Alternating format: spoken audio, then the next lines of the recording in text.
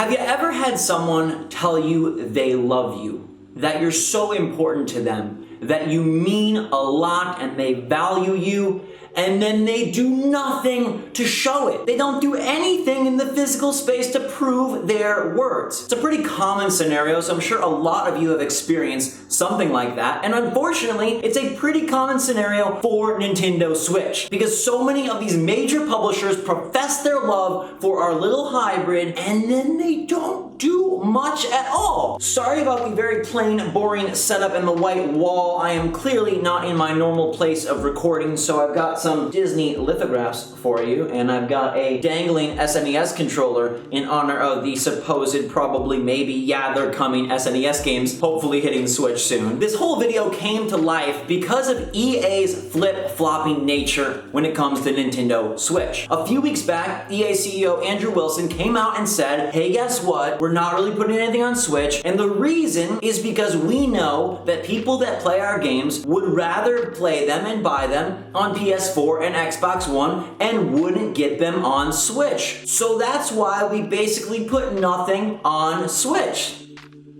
Now, obviously, this did not go over so well. So now we have Chief of Studios Laura Meal coming out and saying, no, we love the Switch. In fact, we've got more of our portfolio coming to Switch, so stay the heck tuned. She wouldn't announce anything or confirm anything. She just said, like, we promise, we really like the platform. And honestly, that's a very common kind of phrase from these big wigs at these big publishers. I was looking through all the times that companies like Activision, Take-Two, Ubisoft, and EA have said, like, we love the Switch, we're happy with sales, we can't wait to put more of our games on the system, and then more often than not, nothing happens. Now, obviously, there have been some gems from major publishers on Nintendo Switch, and trust me, I'm very thankful, because that wasn't the case when it came to Wii U. But when you look at how well the Switch is doing, when you match up the sales figures and the verbiage to the actual output, it doesn't really add up. Bethesda gains immunity and my heart because they're the best at doing this. They have supported the Switch pretty much from the start, and they put their big, major games on the platform day and date, which is crazy because just about nobody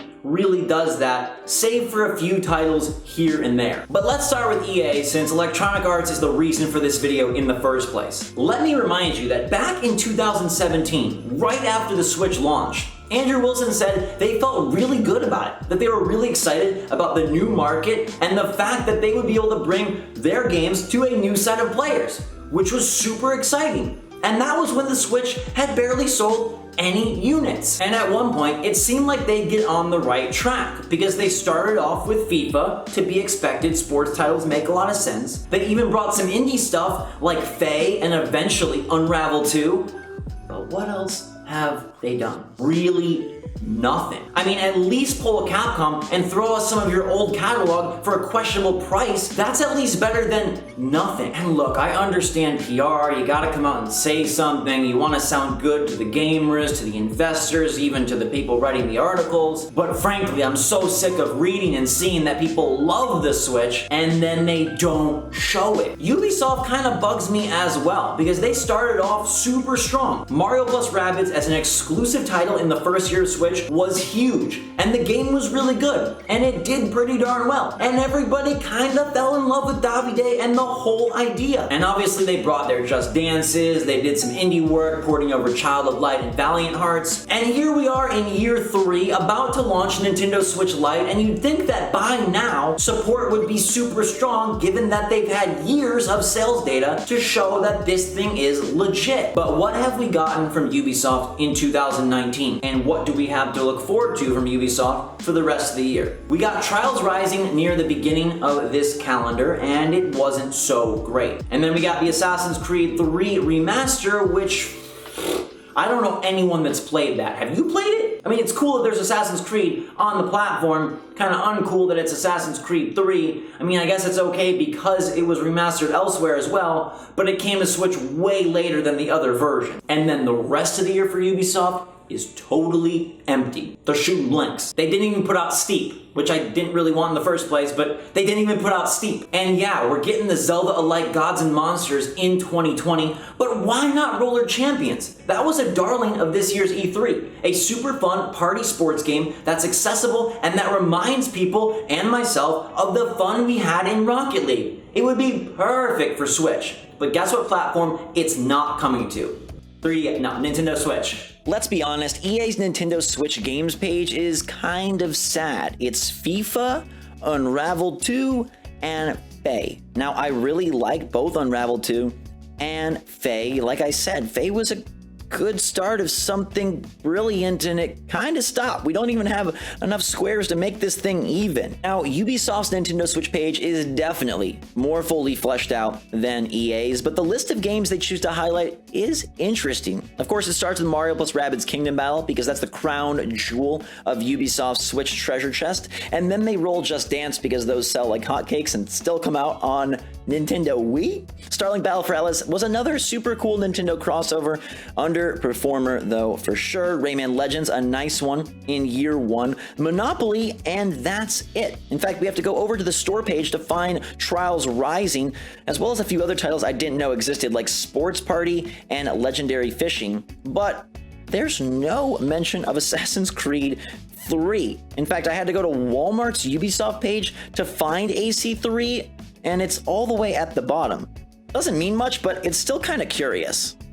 And I am no expert when it comes to developing for Switch or porting titles over, but at this point, we have plenty of examples of putting old games, new games, pixel games, gorgeous games, slow-paced games, fast-paced games, and just about everything in between on Switch, so where there's a will, it seems like there's a way. If you're gonna tell us that you love the platform and you're impressed with sales and you're ready to go full bore, then doggone it, go full bore. Pull a Pumbaa and just charge head first into this thing. I don't know if the Switch Lite will help or hurt this cause, because on one hand it should expand the user base considerably, but on the other it is handheld only, and I wonder if that makes certain developers and publishers even more wary of porting their beefier games to the platform. Maybe this all just takes a lot of time. But how many years do we gotta wait? How many years will this generation even last? There's talks of a Switch Pro coming. Maybe they're waiting for that Switch Pro. That's actually an idea. But no, they shouldn't, because the Switch right here is selling so well. It's doing so awesome. Everybody is positive, and supposedly the publishers are as well. You got Take-Two over there saying that they love the Switch, and they're so happy and surprised with the Civ 6 sales. What have they put out in 2019? You guess. Well, they've got NBA 2K20 coming, which again, I'm grateful for. I feel like I have to be so thankful for every morsel we get, because it could be worse. And then there's rumors that WWE 2K20 may hit Switch, but we all know how that went before. And it's like, just give us Borderlands, the old ones. Give us XCOM, the old ones. Give us BioShock, the old ones. Again, if you can't do new stuff and you don't want to devote resources to having a separate port studio, if that's what it would require, then just give us your older games. And I know it's kind of annoying just to get old stuff, but if we're gonna get old stuff, I'd love to get good old stuff, especially because these publishers say they want to put stuff on Switch, so put some stuff on Switch. While we're here at Walmart, let's take a look at what 2K's got on Switch. It starts with Civ 6, the stellar seller they say will lead to more ports. I sure hope they're telling the truth. Carnival Games brought some kind of family fun to the platform, and then it's a whole lot of NBA 2K Playgrounds 2, NBA 2K18, 19, and 20. They also have LA Noire. Let's not forget that one. Bringing Rockstar to the platform was fantastic. And then they got to get credit for Private Division's Outer Worlds, which is the big third-party announcement of the last few months, and one I hope ekes out in 2019. So 2K definitely sits a lot closer to Bethesda than EA, but I still wish they'd put out more. A perfect world scenario is where they all develop new exclusives, kind of like Mario plus Rabbids Kingdom Battle, but I feel like that's asking far too much, given that Mario plus Rabbids Kingdom Battle came out a few months after the console, and nobody has really tried anything similar since. Then we've got Bethesda. I can't make this video without praising Bethesda Bethesda, because those dudes over there say that they consider Switch for everything. They didn't put Fallout 76 on the platform because of its online-only nature, and I'm guessing a lot of you are okay with that. But look what they've done. Started off simple with Skyrim, eventually moved to Doom and Wolfenstein 2, and now this year, their two tentpole titles, Youngblood and Doom Eternal, where they gonna be? And on what day? Oh yeah, they're gonna be on Nintendo Switch the same dang day. They haven't released Elder Scrolls Legends yet, but that hasn't come to any other console either, so I give them a pass there. Because in general, Bethesda has been brilliant this generation working with Nintendo. And if they're capable of putting their fast-paced, high-powered, gorgeous games on the platform, then just about anyone else should be able to. And I know it's a dollars and cents thing, and maybe it doesn't make sense to them, and it looks like it should to us, but it really doesn't behind the scenes. But come on, there's gotta be some benefit. Mortal Kombat 11 did phenomenally from WB on Nintendo Switch, and who would have thunk that the goriest, most mature rated fighter out there would perform super well on a happy Nintendo family platform? But it did, because there's value in getting top tier third-party software on Switch. Let's talk Activision. They don't do as many games as they used to. It was funny, I was scrolling through their list of 3DS, DS, Wii, Wii U titles, and there were so freaking many. Like mind-boggling numbers of ports and games. They just don't do that as a company anymore, but they have brought a few stellar titles to Switch. We got Crash Bandicoot Insane Trilogy, Crash Team Racing, and soon we'll get the Spyro Reignited Trilogy. Yeah, it is their remasters, but they've at least found a strategy that works. Those ports are really solid. I love both games that have released thus far on Switch, and I'm sure Spyro will fare just as well. This is super interesting to look at. So Activision has just completely slimmed down